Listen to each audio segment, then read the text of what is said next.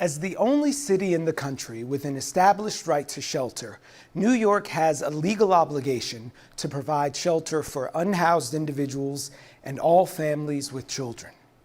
But a right to shelter is no guarantee of a home.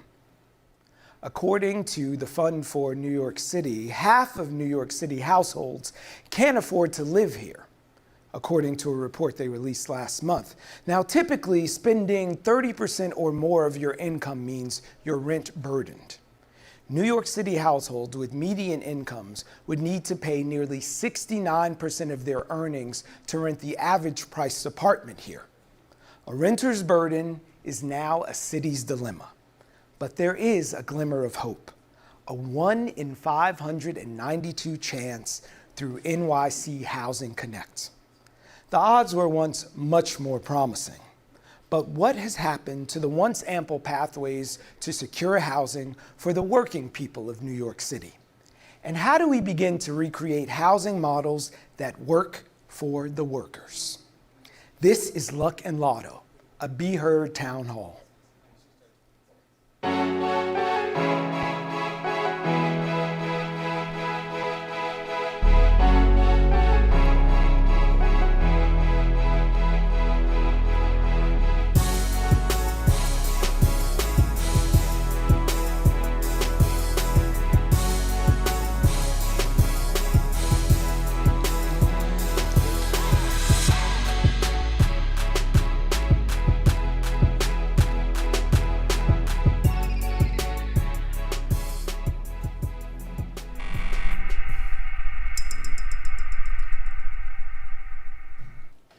Thank you for joining us for tonight's BHeard Town Hall. We've got about 90 minutes to unpack some really pressing issues that are facing our city and the nation right now.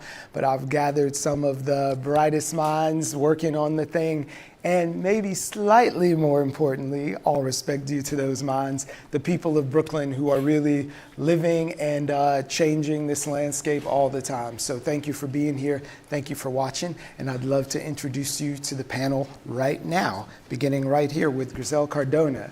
Grizel is an educator, an advocate, and still in it to win it, a single mom of 3 who is well-versed and has lived experience with New York City Housing Connect and that lottery. Thanks for being here, Grizel. Thank you. I'm looking at Burnell Greer, who is the lead over at Impact Brooklyn. As many of you know, they're a comprehensive community and housing development organization with a mission to create and preserve income-targeted housing while also promoting business development and resident leadership throughout our community. Thanks for being here. And if you have not already seen him in a BHeard documentary, you may know this man from the ballot box representing Brooklyn's 20th district there in the New York State Senate. Senator Zelmer Myrie is a Brooklyn native as well as an attorney and an affordable housing advocate who does serve in the New York State Senate on the Housing, Construction, and Community Development Committee. Thanks for being here, sir. Thanks for having me. I'm looking across the way here now at Ahmed Tagani, who's an experienced urban planner as well as policy manager. He is HPD, that's Housing Preservation and Development's first deputy commissioner, and oversees HPD's Office of Neighborhood Strategies and Division of Tenant Resources. Thanks for joining us. Down on this end is Professor Ron Schiffman. He's a Brooklyn-based city planner, architect, professor, and author who also happens to be the co-founder of the Pratt Institute Center for Community and Environmental Development. Thanks for joining us, Professor Schiffman.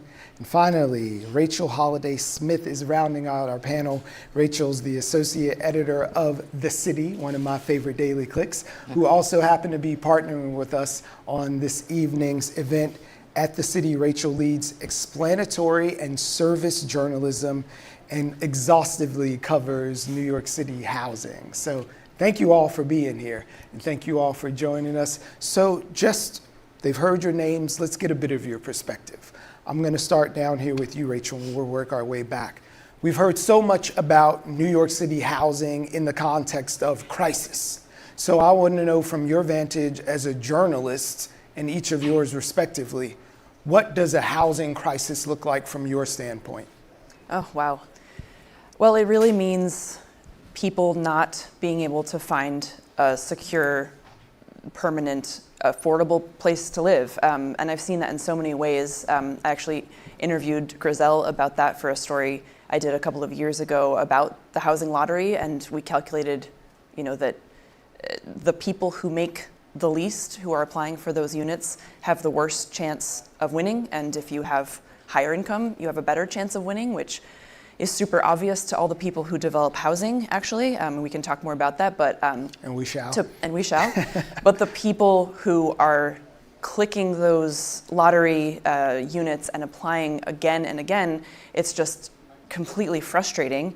And we have covered in so many ways, the struggle of tenants to stay in housing, to find a place once they lose it, to grind through the housing court, and it's a crisis in so many places throughout the 5 boroughs. Yeah.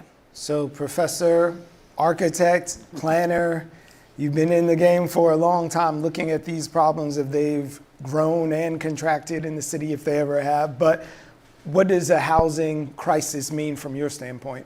Well, I think it is the primary crisis that the city faces and the state faces, and even the nation. And quite frankly, when I first started, which was in the 60s, we were facing the abandonment of the city. People were moving out, housing units were being abandoned right and left. The city at one point was losing, I think in the late 60s, almost 25 family buildings a day. That's 100 families a day that were being displaced. And I said at that time, if a foreign enemy ever destroyed 100 units, we would mobilize every resource we have to change and attack that enemy and to solve the problem. Well, we never really did. We lost 36,000 units a year in that particular year. It continued until community-based groups, one by one, starting in Bedford-Stuyvesant, Ocean Hill-Brownsville, in the Pratt Area Community Council, which is now Impact, in the South Bronx, started taking over those vacant buildings and began to demonstrate that people can make a change. And they took over a number of buildings, and they began organizing and uniting and creating citywide coalitions and citywide efforts. And they forced Mayor Koch. They forced the city to develop a housing program. And that program was based first on protecting every unit that was affordable. We can't afford to lose any more houses. If they could do it in the 70s, we could do it today.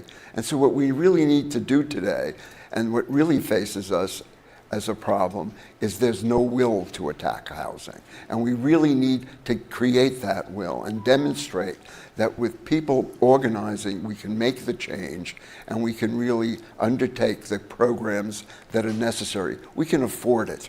Nobody can say we can't afford it. This is the wealthiest nation in the world. And if we can't enable programs to finance and allow people to live in decent homes. We have the right to shelter. We should have the right to housing, not the right to shelter. Housing is more than 4 walls. It's the community. And we've really got to get passionate and angry about it. Neighborhood strategies and tenant resources. So what does that vantage point tell you about the city's housing crisis? Well, I'll say from the agency's perspective, every day we're feeling this urgency. It's something that we are looking at across the board from a number of perspectives. Housing crisis is existing buildings that are falling apart because they don't have the funds to keep up with physical stress and needs, which affect not only the building as a whole, protected, rent-stabilized housing, but also inside those units we have tenants who need resources to make sure that those apartments are safe, that us as a city, we're going in there, we're making sure that we're not only dealing with the physical nature, but the health and safety of those residents. From the new construction side, the nature of construction right now is tremendously difficult to produce new housing. We have high insurance rates, labor costs, carrying costs for land. The entire nature and business of construction has gone up tremendously, especially after COVID, making it difficult to produce the housing we need at the levels we need. We have resources from the federal government and elsewhere that right now, both on the construction side and elsewhere, it costs too much just to get through the regulatory burdens. So we're working and trying to figure out how we can streamline this process so we can get straight from the idea to the actual unit that people need and protecting the units that people need. And of course, it can't just be new construction. We need to put rental assistance, we need to put resources in people's hands, and that's something that we're trying to fix on the federal level and local level so we get more of that. Programs that actually give people the means to compete out there and have an affordable home. So, Senator, we've got concerns, but you've got constituents. What does that tell you about the crisis that we're facing right now? Well, my number one constituent is my mother, and she raised me in the same building that I live in to this day. I've lived in the same apartment building for 30 years. And the issue of affordability is something that's very personal to me, not just in my professional capacity, but I do represent Central Brooklyn, which in many ways has been the epicenter of the affordability crisis, where we have seen the front lines of gentrification. I have seen my own building, my own neighborhood change in its texture throughout my entire life. But when it comes to constituents, the number one issue by far is housing. People come in, they ring our doorbell, say, Senator, I need a place to go. I've been in this neighborhood for 15 years. The rent is now far beyond my means. I see new buildings going up everywhere. Nice, glossy, looks great, would love to be in it. I can't afford to be in there. And it's a double pain because we stayed and made the community attractive in the first place. People weren't here when things were really bad. And now we don't get to reap the same benefits that other folks get to enjoy. So this is a very critical issue for us, and one that is really based in constituent services. Right. Well, services, I'm calling your name. Yes. This is what Impact does. So you as well have a very unique vantage on what a housing crisis really looks like in New York City. So for New York, number one, the crisis is that there's not enough supply for the overall demand. And it's been, when Ron was talking about the abandonment of buildings, there was a time when the owners of buildings went and they moved, and we call it white flight, moving out of out of Bed-Stuy and Fort Greene, Clinton Hill. That's where we started. And now what we have seen is that over time, and sometimes I say I shouldn't say this, but I've been in different rooms. I used to be a banker, and I would be in different rooms and hearing what was being designed for a community, and hearing commissioners of the police department saying we're going to stop crime or we're going to slow down crime, and literally having alongside of it a study that would talk about how the real estate values would go up.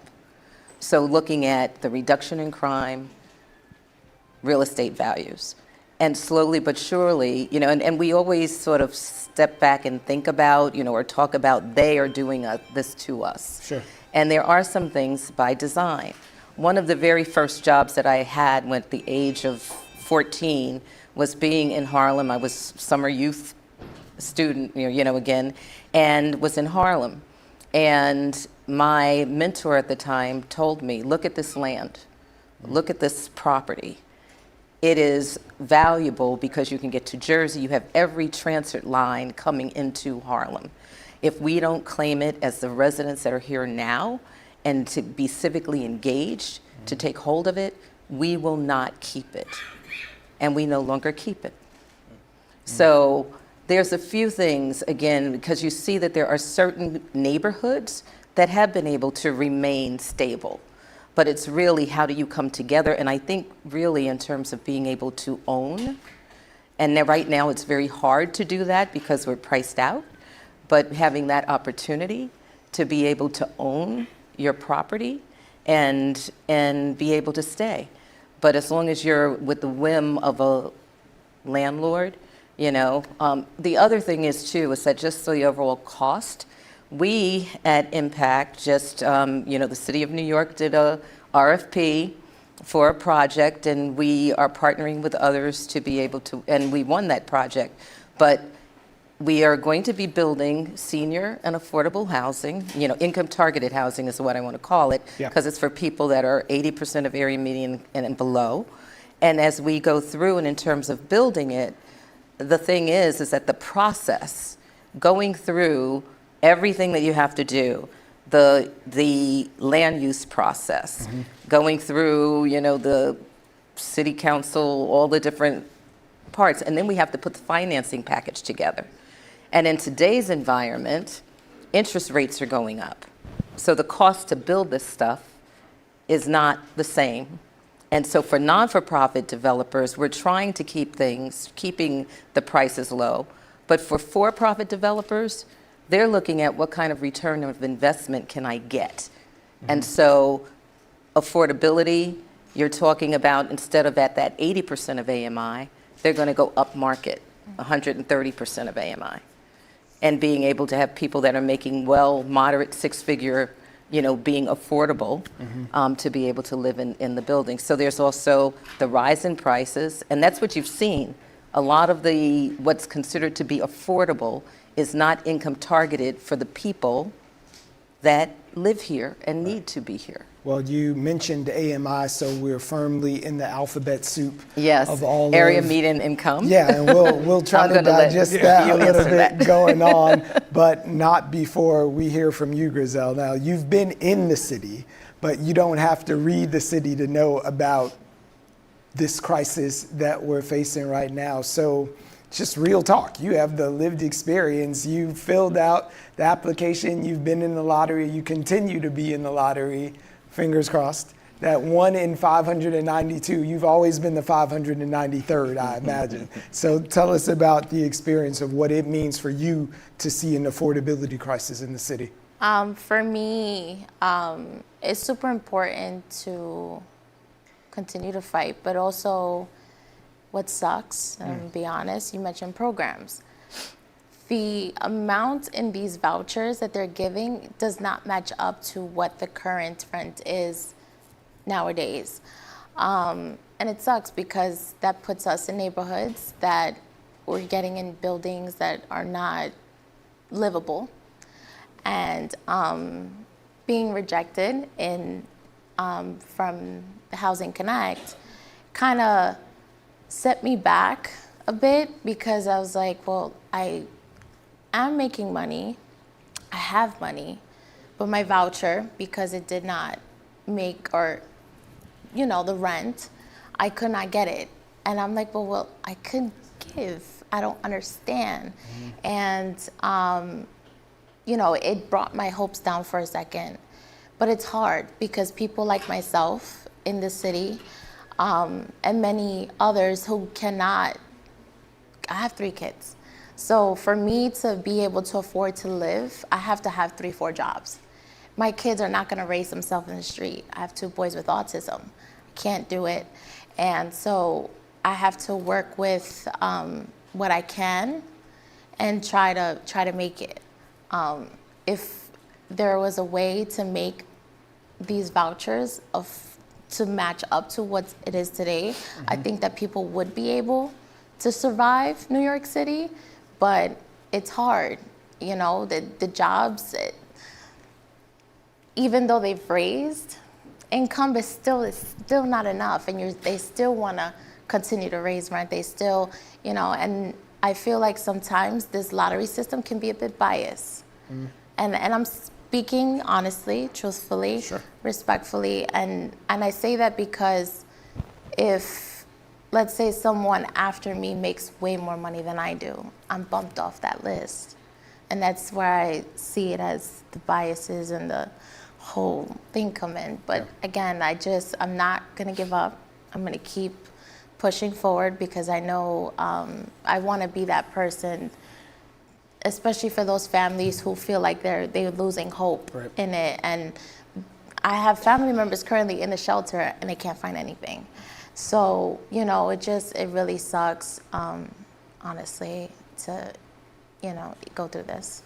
So you've all heard their voices now, and we are ready at any moment to inject the town into the town hall. There are 2 microphones one in each aisle here. So if something moves you, you have a question, please make your way back here and we'll fold everyone into the conversation that we're having. But until the moment that happens, I would love to throw this out to all of you and talk about the current pathways to affordable housing that are available right now. Like in the open, we talked a little bit about then and the now, and from Mitchell Lama to right now and NYC Housing Connect. What pathways are available as we sit here this evening that are still working, that have some life and some viability? So I can jump in. I think, first of all, I think you're right about just off the top being very clear and forthcoming. When you're in a crisis, unless you're very clear, forthcoming, and honest, you're never going to tackle what that crisis is. I will say, especially in the voucher work, there are different types of rental assistance that the city has available, some of it local and some of it federal. Specifically to your point about trying to match those vouchers to the higher cost of housing, we do have programs that we've been testing and trying out over the last couple of years. For instance, with federal vouchers, we have something called the Exception Payment Standard Areas, EPS areas. In those areas, those are specific zip codes that are low affordability, and in those areas, the federal government has given us the ability to put more money into those vouchers so that those voucher holders can compete. Additionally, we're able to use program money that we've won recently. The city won a multi-million-dollar award called the HUD Mobility Demonstration Project. It's one of the few programs that we have where we actually invest more in voucher holders to move them from a place where they are using rental assistance as a way to get stability, but then work with them so that maybe one day they no longer need that. And that's ultimately what we need to be doing, not only giving someone access to housing, but giving them additional resources, wraparound services to put them on better footing. And I think to your point about all the different pathways to housing, yes, we have Housing Connect that, as Brunel says, we are woefully undersupplied to the need that's there. We have recently hit our 1 millionth unique user in Housing Connect, which is phenomenal from a awareness perspective of people who are able to use our new Housing Connect website. But when we financed 10,000, about 11,000 units on Housing Connect and featured them last year, that doesn't get anywhere close to where we need to be for the supply. So we have Housing Connect. We still have Mitchell Lama. We have Mitchell Lama Connect for people who are now aware of that, where you can find out information about available units, waiting lists. We have our rental assistance programs. We have the work that we're doing with our housing ambassadors in the neighborhood. HPD has 60 trained housing ambassadors throughout the 5 boroughs to help people connect with resources and services to learn where affordable housing can be. But we plan to, and we know that there needs to be much more. So I see both of you, but I'm just going to sneak this in. So I see you as well. Okay, this is the beginning. So you said a little bit about some of the programs that are available, but I'm looking at you, Senator. There are programs there, but I read in the city about all of the assistance that's available to folks who are going to housing court and some of the abysmal numbers of people who show up with their right to representation and that not being utilized. So I just want to hear from you two about people being informed of the resources that are available and the sort of points of entry both to your office and your organization. Like, are people just not aware of these different? There are a lot of people that are not aware of the right to counsel and a lot of the, just again, the more recent changes in the rent laws. Right. And they're not aware of it, but we do hold workshops, seminars, both government at the council, city council level, at the state level, where you can walk in and they actually have the community groups, the legal services, all available to be able to help you. Right. But what I will say is that when you ask about pathways to affordable housing. Sure. The housing lottery is one, and it's very frustrating when we talk to seniors. Some of them they don't know how to work the computer, or they can't read the fine print that's on the applications to be able to apply. And also, there's a lot of dependency on organizations like Impact. But for us, it's labor intensive. And who pays for that?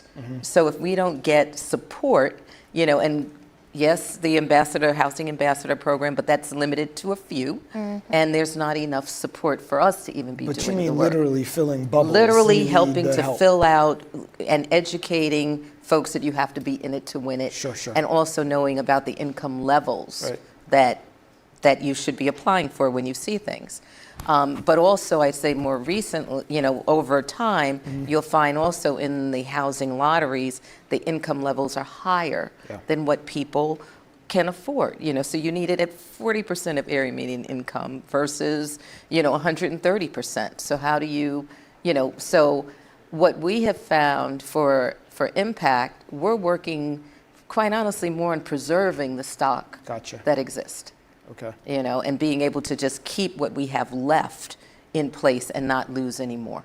So I asked you the question, just to put a finer point on it, is there a lack of the resources, or is there a lack of awareness of some of the tools that folks might engage with?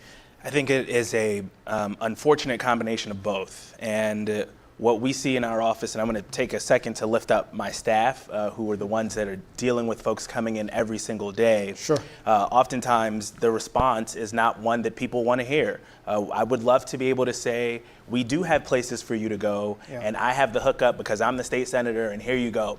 But what I joke around with people is like, if I had apartments, I'd be in the apartment, bro. I don't have these things at the ready. And what we're doing is relying on a lot of the amazing organizations that do the work and do the service. And so it's a combination of people not knowing what's out there, but we just don't have enough. And even on the support side, Enough which, I'm sorry, specifically? we don't have enough resources. Okay. In an ideal world, people would not have to come to their state senator's office to find an apartment. That should not be the function of a state senator's office. The Constitution requires me to do one thing, and that's make laws. Everything else is extra, and we do it because that's what the custom is. But we talk about this as a crisis, but then leave out the crisis management part of this. Right? People that come to my office are on their absolute last wit. The house is on fire. They need help, and this is a constant stream every single day. And we're trying to manage a crisis instead of getting to the root and figuring out how we can come up with some real solutions. Okay, I'm looking at you over there. Hi, how are you? I'm well. Speak right in. Yeah, tell us who you are and what your question is, please. Sure. So my name is Melissa del Valle Ortiz, and I would like to say that at the age of 17, I was evicted and I was home alone. I was evicted from my public housing apartment in Bayview Houses. That was very traumatic for me. In my lifetime, I've become a tenant advocate unknowingly, and then slowly transitioned to as a congressional aide to a local elected official here in Brooklyn. And I'm now the incoming executive director for the National Alliance of HUD Tenants. That is how strong an advocate I am for affordable housing.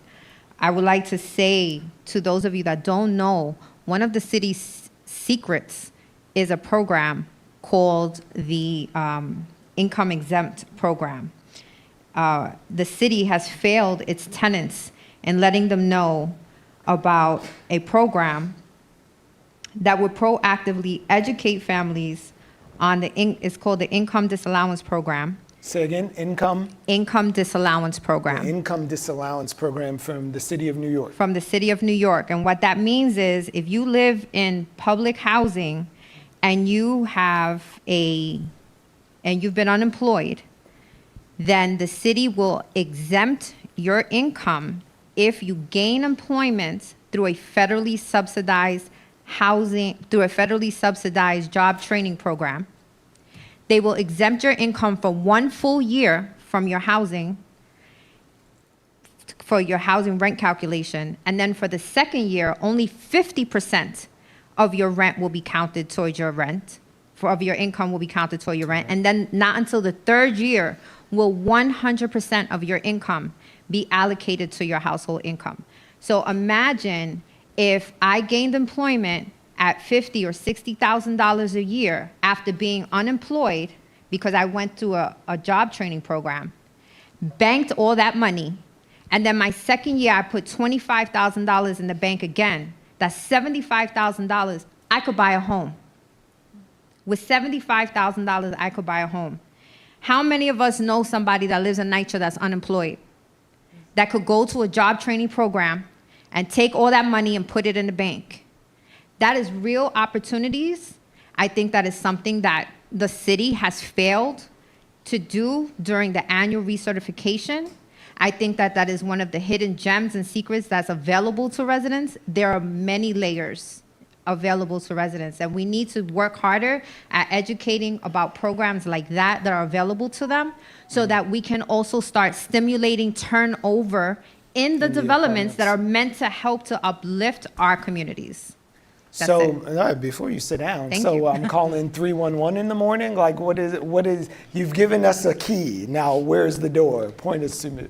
All they have to do is, if they're unemployed, Yes. report to a Workforce One, report to a local nonprofit organization that's offering federally subsidized job training program, enroll into that program. Once they're gainfully employed and they're gonna report their income, they have to let them know, hey, I got my job through this program, and Enroll I me in want the to apply IDP. for the income disallowance program. That's one. There's another program called the AmeriCorps Volunteers and Service to America program, where 100% of the stipend, and that could be up to $2,000 a month that a person receives, is completely exempt from the household income. And that person can take the money again, put it in the bank. They'll get a scholarship to go to college at the end for $5,000, and that money will not be counted toward their income. Why isn't the city telling its tenants about these services and these programs that will, again, help to promote economic stability, home ownership? There's a NYCHA home ownership program. The list is long. I just want people to know and hear about it. Please, we need to share. If anybody here is living in project-based Section 8 housing, please Google the National Alliance of HUD Tenants. I'm not yet the director, but Okay. when I am, you will hear from me. Thank All you. right, we are manifesting with you. We'll see you in the office. All right, so I just want to follow that up with letting you guys know about some of our tabling partners who are here, who are continuing to do the work here, and you can connect with them. Impact Brooklyn, of course, Housing Justice for All, and the Brooklyn Voter Alliance have been our tabling partners in the building tonight, and you can turn to them for other resources and hidden and not so hidden gems to help navigate some of this mess. But Rachel, you had something. Well, I just wanted to say that I'm the explanatory journalism person at thecity.nyc, and it sounds like we need to write a story about all right. those different programs that people may not know about. So let's connect. All right, and we're in the news you can use portion of the night. Happy for it, Ron. You know, what we're hearing now is very typical of a lot of the programs that exist. And even if they were all working well, we would still have a severe shortage. But we really need to deal with the crisis management. How do you really deal with all of the programs that now exist so people really take advantage of it? The earned income tax program is not utilized by people who are eligible for it. We really need to develop the tools and the mechanisms so people really know all about it. But that's not going to solve the problem. We'll be here next year talking about it. We really have to begin to talk about how we deal with the supply problem. Obviously, the first thing we have to do is make sure you don't hemorrhage. You're not losing what's at the bottom. And so that takes a lot of organizing, a lot of effort, and it's what, you know, a lot of the organizations and the staffs of our elected officials are really committed to it. And they're doing a tremendous job with overtaxed staff members, and they're not really being reimbursed. But the reality is we have to build, and we can, but we don't really take advantage of the programs and to do it. Look, when we knew there was a COVID epidemic, Right. we did something like we suspended all forms of eviction.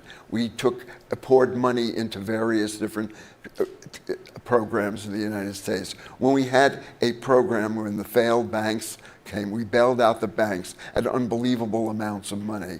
We need to realize that what we now have is a triple, if not quadruple, pandemic in New York City of homelessness, of new immigrants that need a place to live, of people living in a lot of housing that is jeopardized and eventually will be taken off the market because of storm changes and sea level rise. And so we need people and politicians and others to declare that emergency and to really begin to look at how do we fund it. We spend more money this year on giving rich people homeowner deductions than we spend investing in low and moderate income housing. We have to redress that. We have the state that sits on a law that used to collect taxes from every real estate transaction that could generate $15 billion a year that could be targeted to housing in New York State. That is on the books, but we allow the real estate, the financial industry to collect that every day, but we allow them to rebate it. That alone could address the housing crisis in New York State. And it's on the books. All we need to do is, I think, is declare an emergency and get the state legislature to force the governor to do it, or maybe the governor could do it. We have to find ways that we could begin to build and invest in our neighborhoods and not allow them to just have to deal with the issue on a day-to-day basis. So I'm going to come to you next, sir, but I just want to sneak this in, prompted by what you just said. We've been hearing about housing crisis to the point where it's boring, like it's not a crisis. You're saying like flip it to an emergency, and in the service of that, you just mentioned some things that are already on the books. I personally, in the course of researching this thing, have come to believe that there are some people with a vested interest in keeping things the same. Right. So in the spirit of that, what are the things that are already in the books, the tools that are already in our arsenal that we can deploy? Because there are people who do have an interest in making us think, it's so complicated, it's so huge, we can't get at this. But there are laws, there are programs, there are things that we could do right now. So is there any like one simple solution that we have on the books? The applications, the funding, God bless it. Like, is there one or two simple things that we could do right now to sort of dismantle this idea that it's so complicated, we just can't fix housing?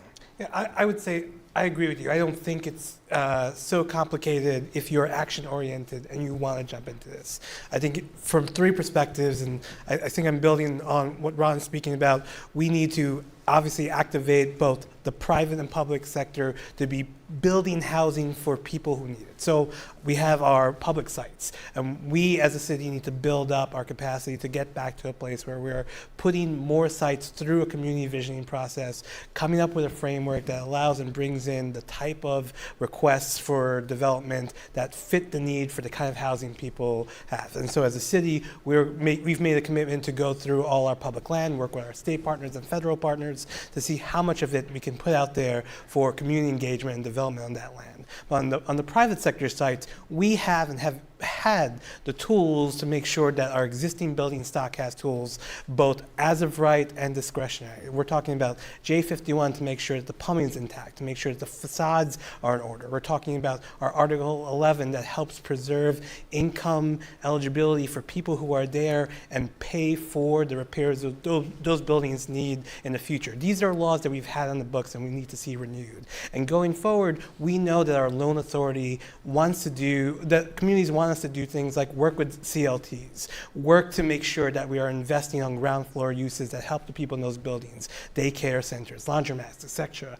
We need the tools to be able to do it. We've done it in the past. These are bills that are sitting with the state legislature. There are housing advocates who are out there fighting to make sure we have the tools to do that. At the federal level, we need more resources, private activity bonds, things that we can use to invest in low-income tax credit projects so we're doing more low-income and middle-income and moderate-income projects. These are not things that are new or imaginary. We can do these things today. And I'd say the last piece of it is the strategy between the tenant organizers on the ground, helping us identify where those existing buildings are that we need to invest in, and the city government partners who are to stand up and work with them. We have a RFP out now for the continuation of a program called Partners in Preservation. Partners in Preservation will allow us to work in neighborhoods throughout the city to basically fund organizers, legal aid teams, to work with city agency inspectors and other partners in government so that we're coming up with these target buildings, these communities that need our investment and help, so that we're addressing the enforcement issues, but we're opening up opportunities for where this housing should be. And then I think the last thing I'll say is, we have talked a lot in government about administrative burden, and it's clear to everyone that people have to spend too much time proving that they need housing. They have to provide too much paper to prove that It's not by their choice either. Sorry. that they are eligible for housing that we need to create. So we are going through our systems. We've gotten rid of some forms that we know are problematic and have created hurdles, where we have a number of different new projects bringing in 21st century technology to try to streamline and use the information we have to move these housing placement processes along, so we can get the people into housing quicker. So I'd say the strategy with advocates on the ground to find the neighborhoods where But until we get vacancy decontrol, rent control, until we take away the ability for landlords to raise their rent every time an apartment is vacant at such absurd levels, we've really got to protect the low-income housing supply that we have. And until we really do that with teeth, we'll only be fighting this at the edges. But Rachel, I know the city made a lot of news at the end of last year when you reported nearly 90,000 apartments that could be used especially for this purpose, rent-stabilized apartments, were sitting vacant. And I know you're trying to streamline processes, but I don't remember a headline following up saying all those apartments are now occupied. No, that is true. Yeah, it's a complicated issue, but that is true. There are many vacant rent-stabilized apartments in the city right now. And, it infuriates people because they need homes and these things are just sitting there. And I would put forth a partial solution for that, which is that the state could really be spending more money on enforcement of rent-stabilized apartments. Getting more people on the state level to be hired professionals to actually enforce the rules around rent stabilization. I don't know if it would reverse those vacant numbers, but it would certainly discourage landlords from doing anything funny with existing rent-stabilized apartments. And we've done lots of stories about the lack of staff. And I'm not trying to blame the state agency that does this, but they are underfunded. They need more funding to actually have professionals who will enforce the laws on the book around rent stabilization. That seems to me an easy solution, a direction you could go to preserve the existing stock. Because as we've learned through the years, I don't think this is controversial to say, landlords that have those rent stabilized buildings and units will find many creative ways to get around rent stabilization. I've talked to so many tenants where that is true. And without someone, saying you can't do that, we're going to continue to have vacant apartments. On the other side of the coin, I have to say that there are small-time landlords who are actually really struggling to maintain those buildings. So there are people who own a small, three-family building, and their costs are going up. They feel like they can't renovate properly those rent-stabilized units, so they do keep them vacant. The degree of the severity of that issue is up for debate, and there's a lot of smoke and mirrors around this, I have to say, but that is a real problem. We've talked to people who have that issue, but I think there is a lot of sort of shenanigans going on around trying to get around rent stabilization. Yep. How many applications have you dropped in?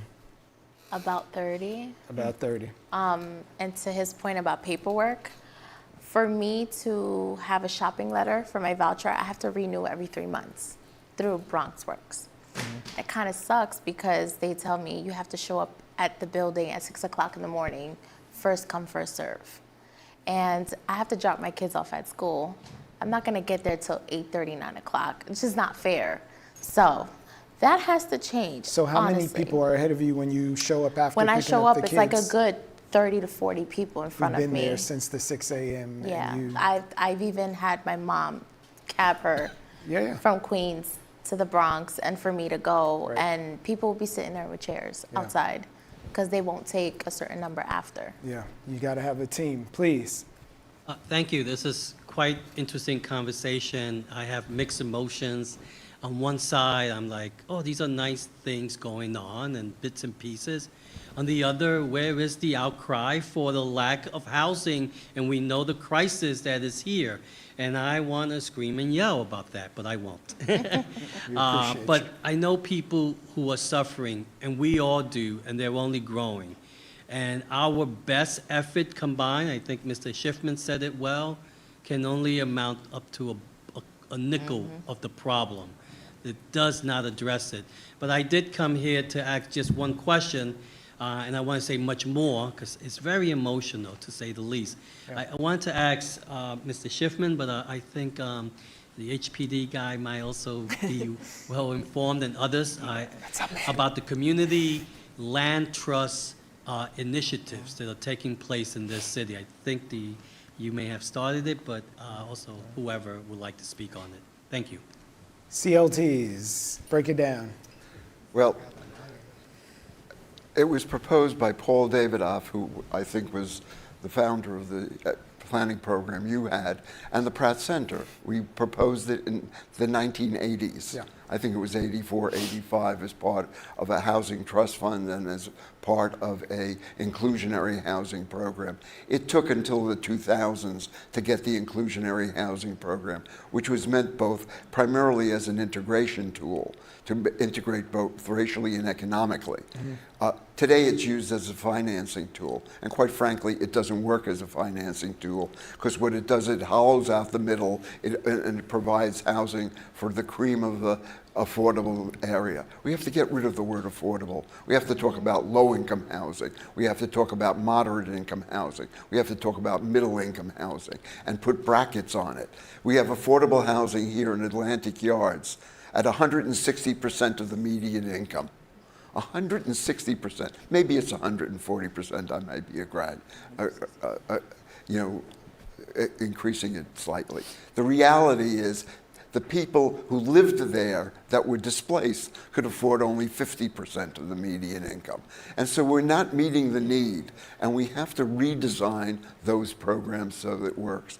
Community land trusts are a great vehicle because it means the community owns the land. They can then control the rules and the regulations of what's built on it.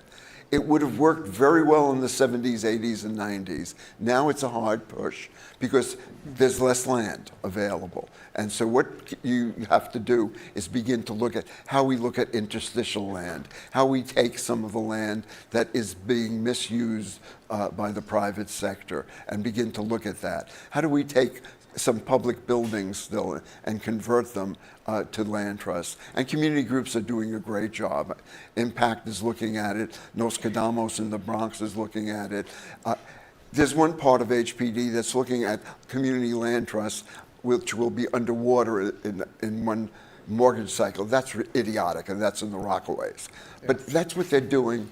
But we have to understand that the community land trust gives people over the control of the land, but we have to start investing in the housing. We need rent caps.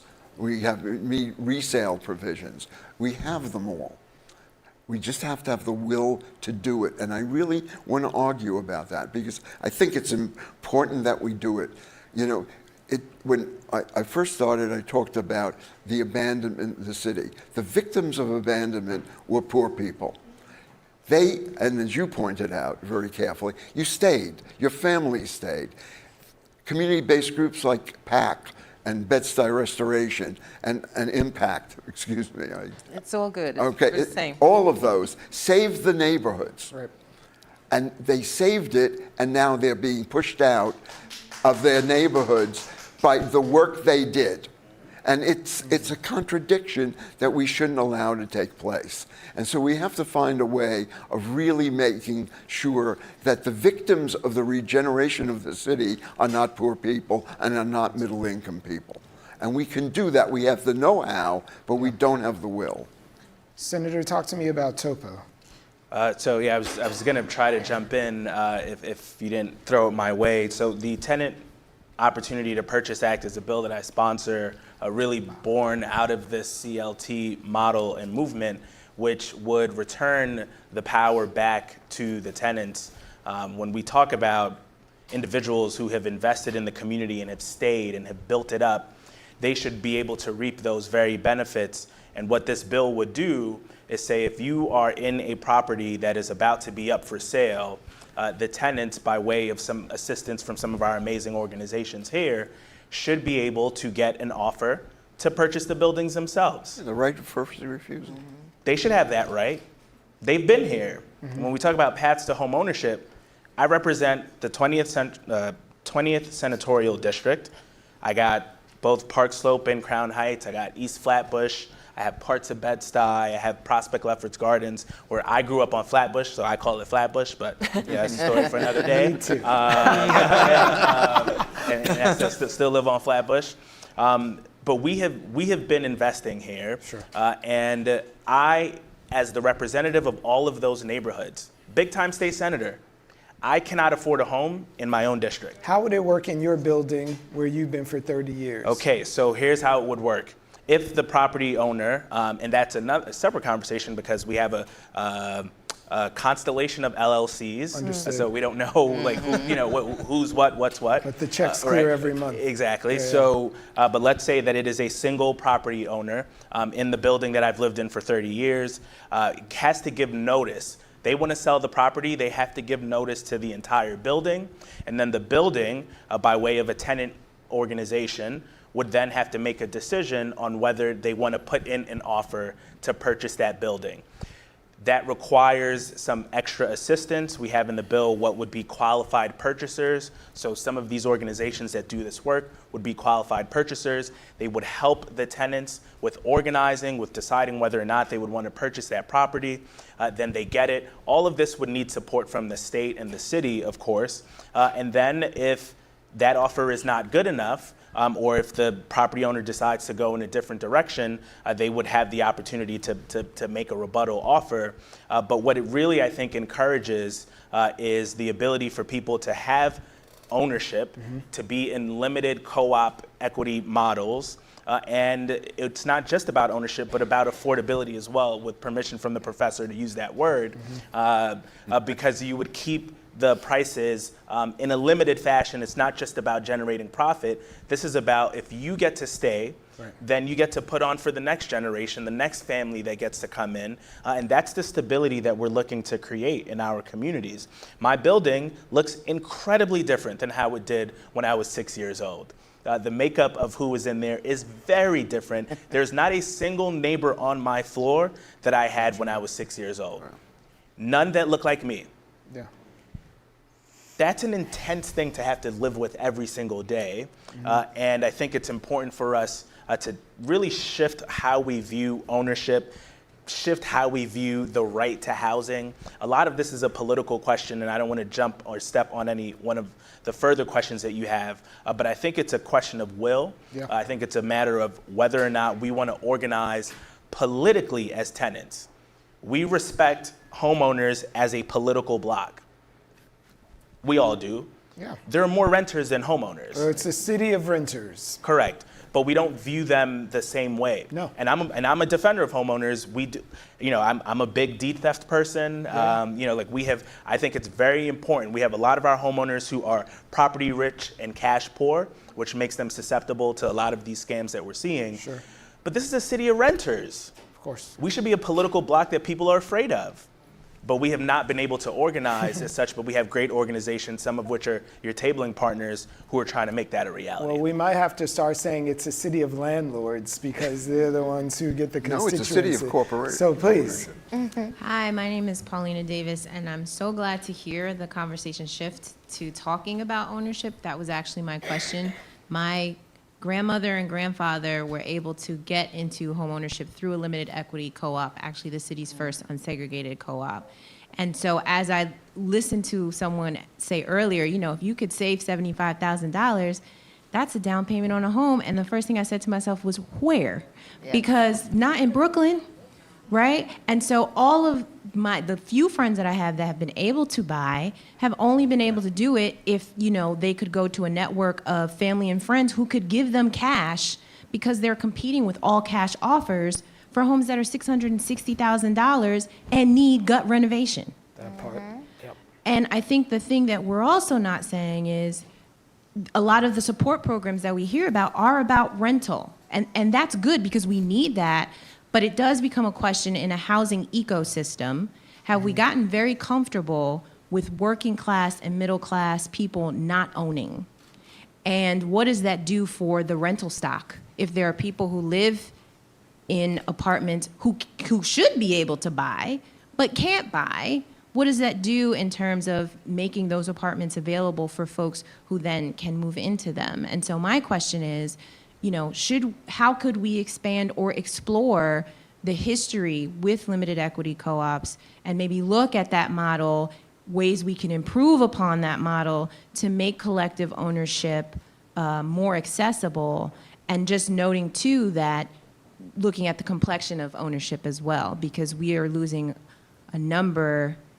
droves of African American homeowners and African American homeowner neighborhoods, and with that, fabrics of community are breaking down. So that's my question. Answer her. We have the models. We have Mitchell-Lama, the Urban Development Corporation, which was originally launched in response to the assassination of Martin Luther King, abandoned its goal a long time ago.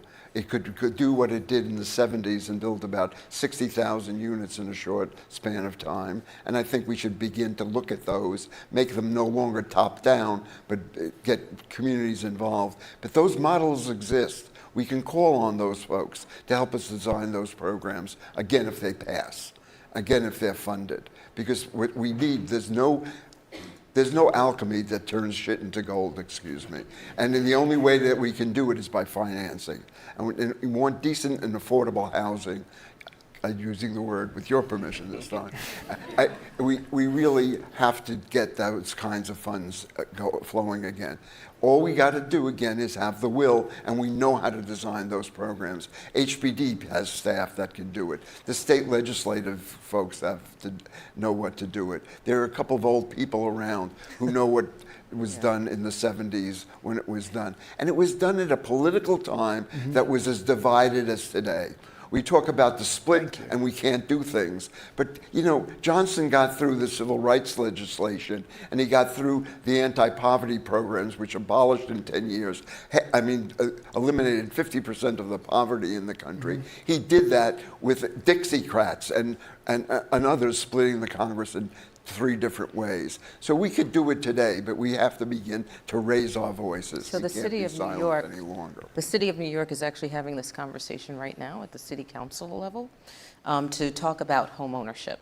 So during the mortgage crisis, you know, and again, where there's so much foreclosure happening, the city sort of put a halt on all of its housing initiatives for sale housing. There's always been the down payment closing cost assistance program, but even with that, if housing prices are increasing, it doesn't balance sort of the amount of down payment that the city will give. It doesn't, the ratios don't work. Same thing with vouchers. Yeah. The same thing with vouchers. But, you know, again, being able to have those kinds of conversations, but it does take also civic engagement. I do want to say that impact right now, and it's something that must have been done 15, 20 years ago to put in for the properties that we have. There is a clause that already says that the residents have the right, when it comes out of the low-income housing tax credit, for the residents to have the right to purchase the property. Okay. So we have one that we're going through right now. The city of New York has never successfully closed on one of these coming out of a LIHTC deal, a rental, into ownership. But There are, I think, 3 in process right now. UHAB is doing one. I think Habitat for Humanities might be doing another. But, you know, again, trying to see if we can get to a point of a limited equity co-op on these buildings. I would just, so on the down payment assistance program in particular, we saw this need, and it's the reason why we went from $40,000 to $100,000 now for the down payment assistance. And we want to do more with it, which is why we're looking for enabling legislation at the state level to be able to do more with down payment assistance. We are building and doing more home ownership, both on public land and private land. And on our public land, we're trying to see, we are doing CLTs as well. So we are combining home ownership, we're combining the community land trust model, and we are looking to expand tools like down payment assistance. People in their homes already have access to the home fixed loans. That's something that we've doubled down on, so that you are able to make repairs and stay in your home. And as the senator mentioned earlier, there's a lot of harassment, especially in communities of color. So we've expanded our tenant engagement work around cease and desist zones, doing more around deed theft. And so we're trying to combine all of these things to preserve people in their home, build new home ownership opportunities, and then put an underlying structure of community land trust so it works. And while it's sacrilegious to argue against Ron Schiffman, I will say the work that we're doing in Edgemere is both resiliency. We've created like a hard buffer to try to fight back against the climate resiliency. 2 generations. But I'll also say is where we're looking at community land trust, not just for housing, but we're putting 8 acres forward for open park space, for small businesses. We're trying to create the other things that help make a stable community land trust beyond housing. Okay, this gentleman is next, but I just want to ask you a short answer question. We've heard this question of it's a question of will. So clearly you have the will, you introduced TOPA. So who's standing in the proverbial state house door preventing this from happening? Who is blocking the will of the people? Name names. That is not a 30-second answer. Okay. You can have 40. By any stretch, but I'll say more broadly that one of the most successful tactics of what I will characterize as corporate interests has been to pit renter and homeowner against each other and property owner against each other. Meanwhile, they are benefiting to the tune of millions and millions and millions of dollars. And so I think that there has to be a more nuanced conversation about how we can come together politically with shared interests in order to combat what I believe to have been intentional obfuscation of what the actual problems are. And very quickly, I just want to say, in my reporting, I've seen the most successful tenant unions be the ones that combine longtime tenants with gentrifiers, for lack of a better term. I've seen it in Crown Heights, Ridgewood, and it creates that political power for people who want to succeed in that way.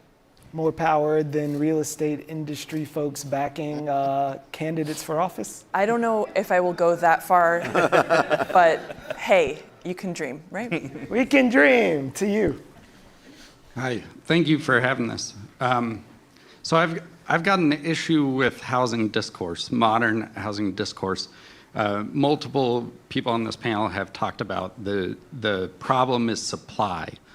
I think we need to be way more specific that the supply we need is low income, is deeply affordable. And I think that every time we talk about supply, we need to specify that, because there's a myth that if we let these hedge funds continue to invest in housing, these corporate landlords that are becoming more and more dominant in our society, if we continue to give tax breaks to developers who build market rate, that somehow it'll filter down, right? We know that's not true, but that's the discourse. Some people call it YIMBYism, right? It doesn't address speculation.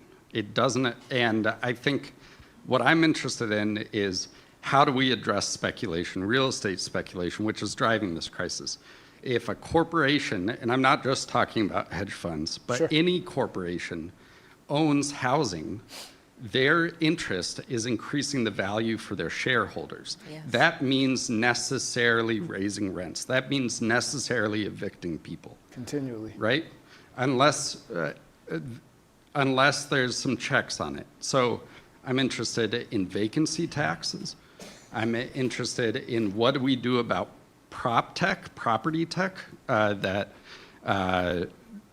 these companies that create tools to tell landlords how to optimize rents, to raise rents across the city. How do we address that?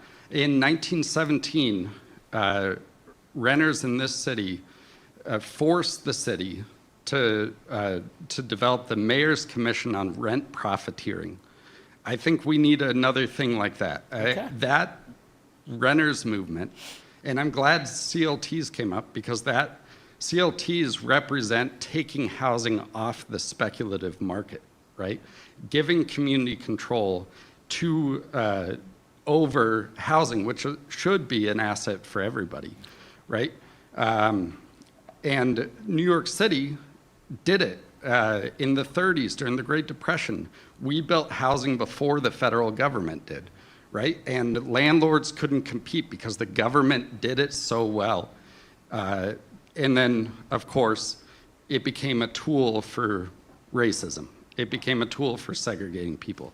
And so there's a problematic history with public housing, right. But the idea of communities controlling the assets in their community, and that being housing, we need to get back to that. We need to get renters in control of our assets. So how do we address speculation? That's the question. Thank you for that. Thank you for that question and that history lesson as well. And I just want to, if I could combine both of your questions so we can get some more voices in, please. Yes, you actually could combine both of our questions, sort of. Get in there. My name is Retta, and I have lots of observations and lots of questions about the affordable housing lottery. And your but I'm gonna, number one question is? Right, I was going to say, I'm going to keep it short and sweet. How are we holding developers accountable? Because they do get tax incentives and breaks. Right. I have been lucky to have submitted my financial information, all of my financial information, to maybe like 8 different lotteries, and I still have not gotten a place. And my question is, I wonder, and I pose this question to HUD, Sure. like when you give your ID, it does somewhat give an opportunity for someone to discriminate if they decide, oh, I don't like how this person looks. Understood. Or race, or whatever, sex, whatever. Right. So that might be sort of a problem, only because I'm dealing with this one specific developer, and I'm up for 3 apartments with this developer. Controlled by the one developer, 3 different apartments that. With the same developer. Understood. And when I contacted her a few times, she said, oh, the apartment's on hold. Okay. Suddenly. And so my question is, are we keeping these developers, the holding them management of these accountable? buildings accountable? Yeah. Okay. That's my question. There's a That- simple that's answer very to your simple. question. No to your last question. No government agency is holding any developer Of course. accountable. Okay? No government agency is holding developers accountable. Look at Atlantic Yards. Look at Atlantic Yards. That's all you have to do. The other thing is that gentleman there was absolutely correct. And I think the financialization of housing is taking over more and more units across this country and in New York City. These are corporations, not individual landlords any longer. We need to get back to the kind of programs that you're talking about. The first ownership transfer project in New York was on Newkirk Avenue. It's where the tenants bought the apartment building, and it was a combination of work by a number of not-for-profits in New York City, working with the city, giving the people the right and the tools to own that building. It's a model. It could be replicated across the board, and it should be. We should think about flip taxes. Why should people buy a home, fix it up, 2 years later sell it for double the price? Flip taxes, anti-speculation taxes, anti-solicitation. How many people who own homes in Bed-Stuy and East New York are getting calls every week to sell their homes? And they think they can get some money. They get some money and they can't find a place to live after that. So we really have to start thinking aggressively on how we protect our affordable housing supply. Griselle, How many strikes do you think you have against you when you put in an application? If we're talking to the accountability, you walking in the room, putting in your 8 applications, what are you thinking when you are doing it?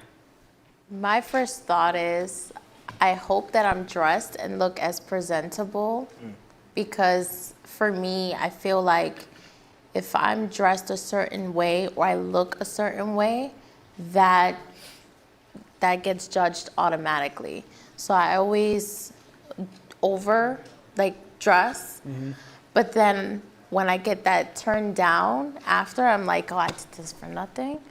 But in my head, that whole time is, I pray to God, I hope that this goes through, and I'm literally praying in my head. And I'll sit there talking to myself. I'm looking like a mad woman, but it's a nerve-wracking situation. But that's what I do. I mean, I don't know how else, because there was one time I even came into an interview looking like a mom, hair messed up, and they looked at me like I was crazy.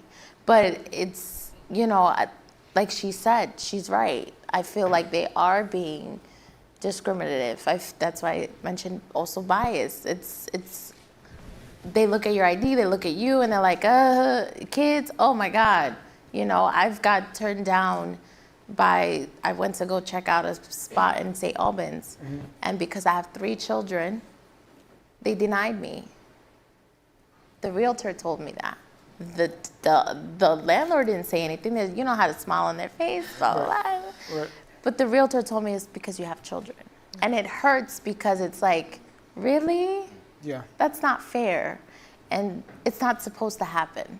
And that's against the law. Right. But, I'm not going to give up.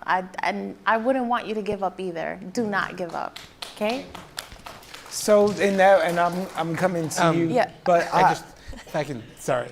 So just first of all, if you're in the housing lottery process and you feel that someone has not properly reviewed your file or persecuted you based on your skin color or income discrimination, we actually, and again, sacrilegious to fight, but we have multiple units that are reviewing and going over and challenging and working on appeals with tenants who feel like this is happening. So I would tell you, anyone here who is applying for the lottery and they feel like they're being rejected for a reason, there's an appeal process that you could pursue. You could reach out to HPD. We would look into it as well. Again, these are not things that are supposed to happen, but the truth of the matter is, as we've said today, there are multiple people sometimes competing for the same apartment because we have, again, last year, 11,000 units that were on Housing Connect, 1 million users. So it is a real fight for us to be able to, build the number of units we need to make sure we're meeting the demand. And yes, there are multiple tenants going after the same unit. And Ron, I would just say that yes, there's definitely corporations in and involved in the housing world, but as we said earlier, there's also individuals who are part of the housing world, and they are also on Housing Connect. And in fact, if we're going to come out of the supply issue, then we're going to need more of them to actually be involved. That's the reason why we have term sheets that target smaller buildings. The reason why we're trying to get more financial tools. We're not going to get through with just corporations. We need faith-based institutions to develop housing. We need small buildings to come in and sign up with HPD to do income-targeted housing. So we're going to need all these tools to make it happen. So we build our way out, or we legislate our way out, or what combination of the two things, or fund our way out? Like which is the widest path? I want to get back to Three-headed monster. Yeah. I don't know the answer to that. Please. That is a very complicated question, but I will say that right now, I would say that the mayor of the city of New York is on the build side of it. Just that's plain. You mean Mayor de Blasio? Didn't he build a whole lot of? He put in a lot of money towards building affordable housing. Yeah. It clearly wasn't enough, but I would say Mayor Eric Adams, he is on the side of what the man over here was describing, which is that we should put more effort into saying yes, the city of yes, this is his policy, to build more housing in many different ways, but mostly in the machine in the back of private developers. I will also say I'm not saying that this is a good or bad thing, but currently the biggest engine driving affordable housing, for better or worse, is private developers. That is very clear. And in the current way we do things, that will likely come to a halt. I won't say a halt, but it will slow because we don't have action in Albany on policy around how we usually do things, which is giving incentives, meaning tax breaks, to developers, for better or worse. But that is really where when you see a lottery unit on Housing Connect, many, many times it is from a private developer who is getting tax incentives. This is the poor door and subsidies. Well, we don't have poor doors anymore. That had enough outrage and will to stop that particular policy. But we have a lot of housing that gets built by the folks who have the industry knowledge to build it. And I will say that they scream up and down that they cannot make their buildings pencil out, meaning have some They've got go the in the rent black. tech software. They know how much they want every month for the next 40 years to make this That's profitable. right. That's right. And that is how we do things right now. When I wrote about the fact that lower income people have a much worse chance of getting a lottery unit, that is because the system of how we create lottery units is so that developers can cross-subsidize, meaning use the higher income units to counteract the lower income units. And that means they are always pushing and pushing to get higher income units in those buildings. That is The rules, I'm sorry. Yeah, go ahead. Because when you go through it in terms of financing, Yep. there's been a lot of times, especially since I've now been at Impact, where a developer will come out with one model. And then because of the way 421A or whatever is structured, they have other options. So they might start out sitting with city council, and saying it's going to be at 60% of area median income. And then when it's getting built, it's at 130% of AMI. So understand, that again, in terms of some of it is greed, just overall. And then I also want to say too, that when it comes to, and hearing folks with Housing Connect, Housing Connect 2.0 is an improvement. However, the housing lottery process is labor intensive. We have to have staff to be able to do this. I've had staff that are expert in this, and right now they can't do marketing because we didn't fill out the RFQ. And so the City of New York has a request for qualifications. But then after we go through and end up training the folks that are going to do it for us. So, the system, there's a lot of different things that are broken, that need to be improved. And also, back to double checking, a lot of the housing lottery processors now are subsidiaries, affiliates of the for-profits. So the city used to have it that it would be the non-for-profits were always doing this. So there's been change. And so, again, trust. We want to be the trusted, organizations like Impact want to be the trusted advisor. And there's things that have been changed. So if people are feeling this way, you have to understand why they're feeling this way. And maybe the way we would handle people in the community is not the same because there is an incentive. You want to get that property leased up so that you get your TCO, the temporary certificate of occupancy, and to be able to lease up so that you can make your money. Most of these developers also, once they finish the project, turn around and sell it. So understand the money machine that has been created. I'm sorry, because I'm living this on a daily basis. But just to be clear, I'm sorry, we are just, we're like in our last 10 minutes, and I want to make sure we get as much in as we can. Please. Hello, my name is Kenny Alvarez. I'm a veteran of the Marine Corps, and I actually am person 592 that was lucky enough to get housing through the lottery. Congratulations. But after 7 years of trying and applying to basically hundreds of them across the city from the Housing Connect lottery version 1, and then when it updated under the de Blasio administration, went to number 2, and that's how I got into the housing, which is owned by Brookfield Properties, which owns things like Brookfield Commons, has real estate all over the place. So I understand, like what everybody's saying about private equity and all of that stuff. Kind of makes me feel weird. But my thing is, I advocated for funding for supportive housing, which is where I lived before I got to my housing now, and we successfully lobbied for millions of dollars, the tenants themselves. The Supportive Housing Network of New York was one that put that together. Where are the other tenant organizations that can put together something like Lobby Day where we can talk to legislators about getting more funding and about easier ways to get through the Housing Connect system?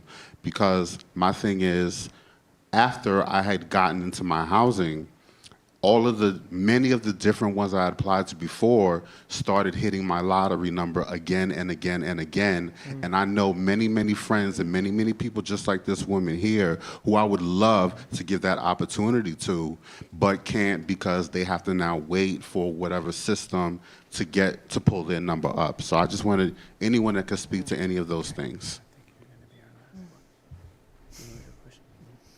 So I think the overall message is tenant advocacy. He didn't get into his house and sit down. You're still in the fight and advocating for other folks. And please, anything that we can do to get on your squad. I think that's the point. It's not you're done now that you're in, yeah? All right, finish us up. Quickly, how can I get a voucher? And two, will there ever be, say, a lottery for the 90,000 vacant apartments? Oh my God. Wow. That's a good one. If there becomes a lottery for those 90,000 apartments, that would be a real sea change in the city of New York. I can't see that happening, but I'm sure there's people who are advocating for that. Yeah. But that would be taking property away from people who own it, which is always a huge, enormous fight. So that's what I can say about that. And I would encourage you to talk to our tabling partners as well to figure out your unique situation so we can make sure that we get you that much closer to that voucher. So thank you. I'm gonna play it loose if you can keep it tight. Perfect. I know there's time, so I'll be really quick. All right. Thank you all so much. Go Brooklyn. I live in Harlem, though. So There's always one. There's always one. I'm from Brooklyn. I'm from Flatbush, but this is why I can't live in Brooklyn anymore. Please. But literally, like Harlem, you can get more space and more access to transportation in Brooklyn, cheaper. Brooklyn is out of control. Anyway, so one question I had, if they can do A, B, C, D letter grades for the restaurants, why can't they do that for all the buildings? My building is a 421A building on 125th Street, Hub NYC, a total and complete disaster. Whenever I call HPD, I'm also the tenant board president, they give 40 days for the elevator to be fixed. People have been trapped, I've been trapped, it drops several floors, it's terrifying. And when I call HPD, it's a runaround. Then a HPD inspector comes and then scribbles, as soon as the elevator's fixed, they scribble that it's okay. What on earth is, these are my tax dollars. And then when I try to organize the tenants, a lot of the tenants are little, what I call Teletubbies, meow, meow. They're terrified. They're terrified of challenging the landlords. They order McDonald's on Uber Eats, they're terrified to, They're terrified, I'm a comedian. They're terrified of challenging the landlord because the good faith, I think whatever that law was, the good faith law to protect tenants in privately owned buildings didn't pass. So we have an 80-20 building where the 20% that are low income, including me who pays a high income, okay, are living in a building with water shutoffs, elevator shutoffs. This is a brand new building that was built in 9 months on 125th Street. I pay taxes, I vote, and I feel like my government officials are letting me down. I feel like it's taxation without representation, and I hear a lot of thoughts, but I would like to actually see actual consequences and actual policy. I have a policy fellowship with the Common Powell Center for Policy Study, and I would like to not feel disenchanted. I'm serious, because housing is a human right. It's on Maslow's hierarchy, right? Food, water, shelter is at the bottom of what we need. And I feel like y'all have been real civil here about something that I know y'all are popping mad about. Okay. Popping. Thank you for bringing us to our last 90 seconds with the fire. This is Hall of Fire, y'all. This is all of it. I said there's always one, and then there were two. So, please, in our last 3 minutes, I would like to give each of you a voice here. So less from me, more from you. What's your last thought before we leave tonight?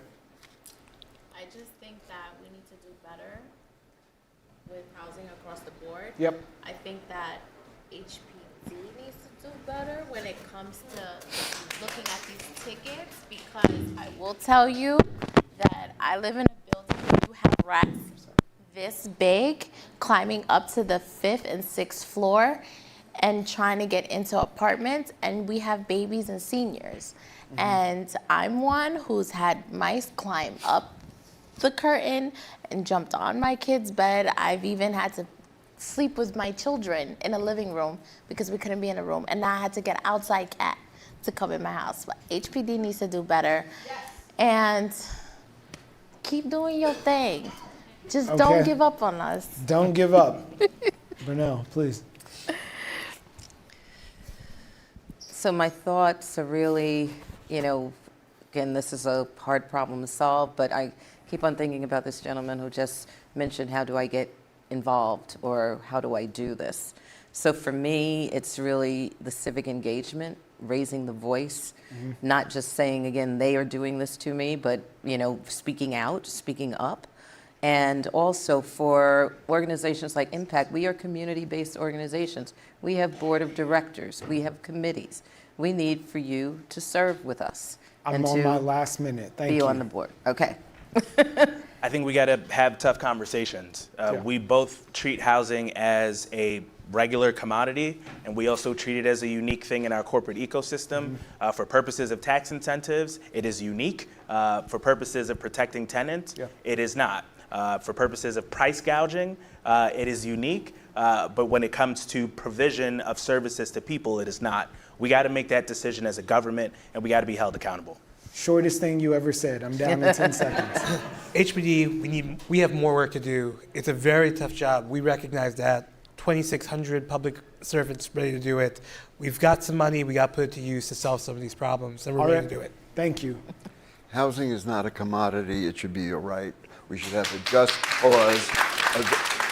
cause eviction passed. We need to empower the poor and the moderate income in this country. And we really need to look at housing in such a way. And we have to respect, because the folks at HPD do a really great job. The folks at community development organizations do a great job. The thing we need to do is really begin to build housing. And we can't just build housing. It has to be targeted to the low-income population. Otherwise, it's a Trojan horse. Rachel, 10 seconds. I report a lot about NYCHA. We didn't get to talk about it tonight, but I would just say that one of the biggest threats to affordable housing in New York City right now is the degradation of public housing. Yes. All right. You can read the rest in the city or watch on BHeard BRIC TV. Thanks for joining us. Good night, everyone.